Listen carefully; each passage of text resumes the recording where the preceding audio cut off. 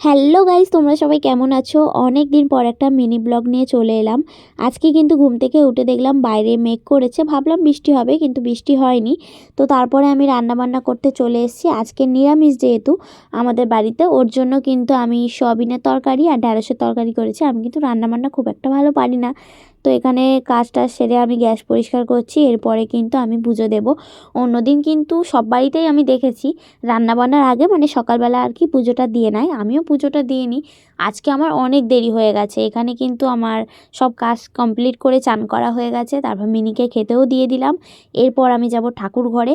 আর আমাদের ঠাকুর ঘরটা যেহেতু অনেক অনেক বড়, তো তার জন্য ঠাকুর ঘরে ঢুকলে প্রায় 1 ঘন্টা তো কেটে যায় ঠাকুরের পুজো দিতে, মুছতে টুছতে। তো এখানে মোছা টোছা কমপ্লিট করার পর এবারে আমি ঠাকুরকে পুজো দেব। আর তারপরে পুজো দেওয়ার পরে কিন্তু আমি খেয়ে দিয়ে একদম ঘুম, মানে এক ঘুমে একদম রাত 9টা 10টা বাজিয়ে দেবো। কারণ আকাশ যখন থাকে না, আমি সারাদিন ঘুমাই আর না হলে ফোন ঘাঁটি। আর ফোন ঘাঁটলে না মাথায় কত কষ্ট হয় কি বলবো, কারণ আমি এত পরিমাণে ফোন ঘাঁটি, আমার মনে হয় না যে আমার মতন এত ফোন ঘাঁটার নেশা কারো আছে বলে। তো এখানে আমি হচ্ছে ঠাকুরকে দিয়ে দিচ্ছি পুজো। আজকে মিনি ব্লগটা কেমন লাগলো তোমরা কিন্তু কমেন্টে জানিও।